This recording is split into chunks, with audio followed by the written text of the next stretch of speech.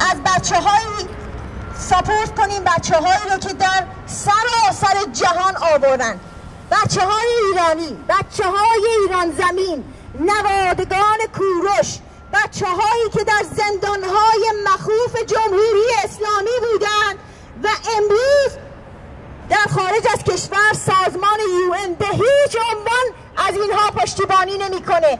من خبر دارم از عزیزانی که گلوله در بدن دارن و با اون حال خراب در خارج از کشورن.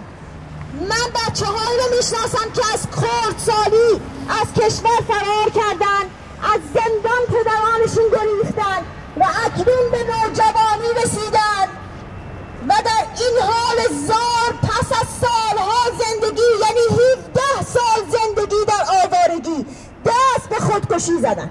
باور کنید فقط فکر کردن به این مسئله چقدر رنج آوره.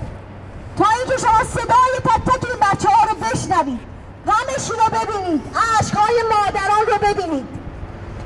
یاران گرامی، یک قطعنامه نوشتیم برای UN که با کوریر به دست خودشون سپردیم.